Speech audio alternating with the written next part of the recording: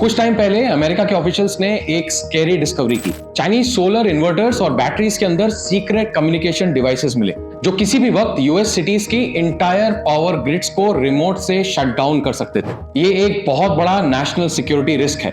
और शॉकिंग बात यह है कि इतनी डिस्कवरी होने के बाद भी अमेरिका की चाइनीज प्रोडक्ट्स पर डिपेंडेंसी बढ़ती ही जा रही है।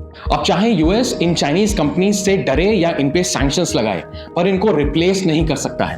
और यहीं से इंडियन स्टार्टअप इकोसिस्टम के लिए अनकंफर्टेबल क्वेश्चंस शुरू हो जाते हैं। क्या हमारा स्टार्टअप इकोसिस्टम ऐसे बिजनेसेस बना रहा है जिनके बिना दुनिया का काम ही नहीं चल सकता?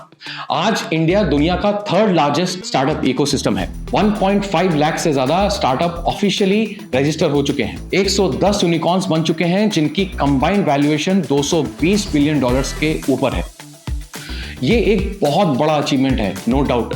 लेकिन फिर भी इस साल अप्रैल में हुए स्टार्टअप महाकुंभ के स्टेज पर union minister Piyush Goyal visibly frustrated लिखे। And against that, what does a Chinese startup do?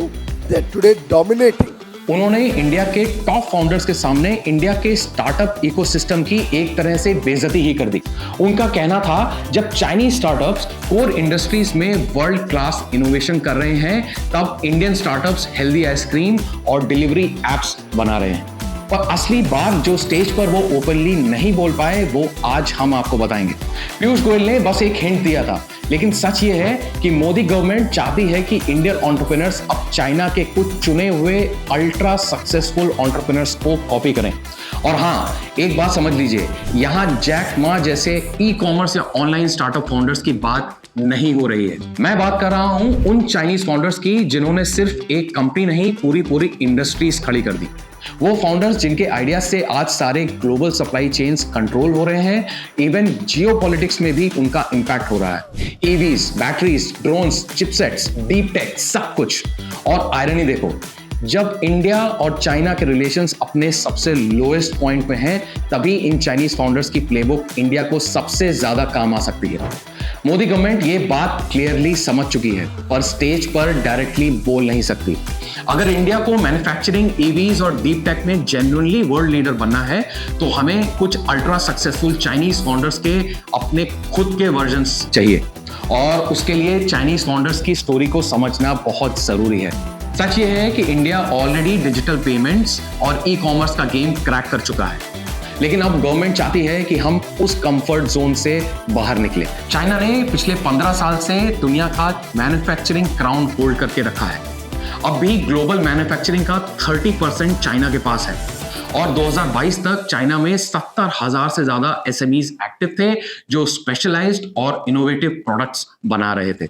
उनमें से करीब 9,000 स्टार्टअप्स ऐसे हैं जो अपने कैटेगरीज में लिटिल जायंट्स कहलाते हैं। गवर्नमेंट चाहती है कि इंडियन फाउंडर्स सिर्फ फ्लैशी एप्स ना बनाएं, बल्कि फैक्ट्रीज, लैब्स और फुल स्टैक टेक इकोसिस्टम बनाएं जो दुनिया की सप्लाई चेन्स को मूव करे। और इसीलिए आज मैं आपको बताऊंगा 4 less known but highly impactful Chinese founders के बारे में जिनसे इंडिया को इंस्पिरेशन लेनी चाहिए। पहली कहानी है जो चुआनफे की। एक गांव की लड़की 16 साल की उम्र में स्कूल छोड़ दिया और एक वॉच ग्लास फैक्ट्री में काम करने लगी। जिंदगी सिंपल नहीं थी। एक दिन मजबूरी में रिजाइन करना पड़ा, लेकिन मैनेजर ने उनकी मेहनत देख के उनको प्रमोट कर दिया। वहीं से स्टार्ट हुई उनकी जर्नी। थोड़े टाइम बाद 2 लाख की सेविंग्स से उन्होंने अपनी छोटी सी ग्लास वर्कशॉप शुरू की। पहले वॉचेस के लिए ग्लास बनाती थी, फिर एक दिन मोटोरोला से एक बड़ा ऑर्डर आया कस्टम फोन कवर ग्लास बनाने का। उस एक ऑर्डर ने पूरा गेम बदल दिया। आज उनकी company lens technology Apple, Samsung, Microsoft, LG, Xiaomi सबको मोबाइल स्क्रीन्स प्रोवाइड करती है। 20 से ज्यादा फैक्ट्रीज, 80,000 से ज्यादा एम्प्लॉइज और 2.6 लाख करोड़ से ज्यादा एनुअल रेवेन्यू। जो दुनिया की रिचेस्ट सेल्फ मेड वुमेन बन चुकी हैं, उन्होंने मार्केट का वेट नहीं किया बल्कि अपना मार्केट खुद बनाया। नेक्स्ट स्टोरी है रुन जुंग फे की। चाइना के एक रिमोट एरिया में पैदा हुए और आर्मी में इंजीनियर थे। 1987 में सिर्फ $5,000 से कम में एक टेलीकॉम ट्रेडिंग कंपनी शुरू की, नाम रखा हुआवे। लेकिन उनका फोकस क्विक प्रॉफिट पे नहीं था, ओरिजिनल टेक्नोलॉजी पे था। हुआवे ने खुद के स्विचेस, राउटर्स और टेलीकॉम इंफ्रा बनाया और थोड़े ही टाइम में एरिक्सन और नोकिया जैसे जायंट्स को पीछे छोड़ दिया। आज हुआवे 170 कंट्रीज में है, 2 लाख से ज्यादा लोगों को एम्प्लॉय करता है और हर साल 1.2 lakh crore research and development में लगाता है। 1 लाख से ज्यादा ग्लोबल पेटेंट्स हैं इनके पास। 5G, AI, चिपसेट्स, सब कुछ। एक समय में हुआवे साल में एप्पल से भी ज्यादा फोन बेच रहा था। शुरुआत से ही रिसर्च पर फोकस करके हुआवे ने ग्लोबल टेलीकॉम टेक में सबको पीछे छोड़ दिया है। अब चलते हैं फ्रैंक वॉन्ग की स्टोरी पे। बचपन से ही उन्हें हेलीकॉप्टर्स का बहुत क्रेज था। उनका पहला टॉय चॉपर क्रैश हो गया, लेकिन उनका हेलीकॉप्टर्स का ऑब्सेशन नहीं गया। कॉलेज के दिनों में उन्होंने हॉस्टल रूम में बैठ के फ्लाइट कंट्रोलर्स और स्टेबलाइजर्स पे काम किया और 2006 में शुरू की अपनी कंपनी DJI। आज DJI दुनिया के 80% ड्रोन्स बनाती है। फिल्म मेकिंग से लेके फार्मिंग, सर्विलेंस, लॉजिस्टिक्स, हर जगह DJI का ड्रोन है। आज की डेट में DJI का वैल्यूएशन है $30 बिलियन। इंडिया ने भी अपनी ड्रोन पॉलिसी अनाउंस कर दी है, गवर्नमेंट सपोर्ट भी है, लेकिन सवाल यह है कि क्या इंडिया का कोई फ्रैंक वॉन्ग है। और फाइनली आते हैं स्टोरी पे वैंग चू अंगफू की, BYD के फाउंडर, एक केमिस्ट जो एक टाइम पे गरीबी में जी रहे थे।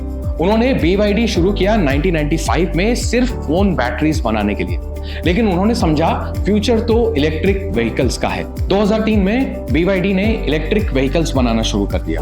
आज BYD world's top EV seller है। टेस्ला को भी काफी बार मंथली सेल्स में बीट कर चुका है। टोयोटा, फोर्ड, हुंडई जैसे ब्रांड्स भी BYD बैटरीज यूज करते हैं।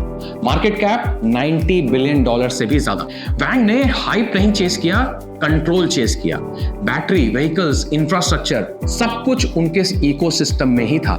इंडिया में भी EV बूम आया है, और क्या हमारे यहाँ भी कोई फाउंडर वैंग की तरह बन रहा है? और ये सिर्फ कहानियां नहीं है, ये केस स्टडीज हैं जो इंडिया के लिए प्लेबुक बन सकती है। जो चोंग फे ने स्मार्टफोन सप्लाई में चाइना को एक पावर हाउस बनाया। रुंग जुंग फे ने टेलीकॉम में चाइना का डोमिनेंस बनाया। फ्रैंक वॉन्ग ने ड्रोन टेक में मोनोपोली बिल्ड कर दी और वैंग ने BYD के थ्रू बैटरी और EV इकोसिस्टम में टॉप कर दिया। इंडिया के पास टैलेंट तो है, पॉलिसीज भी हैं और डिमांड तो नेक्स्ट लेवल है।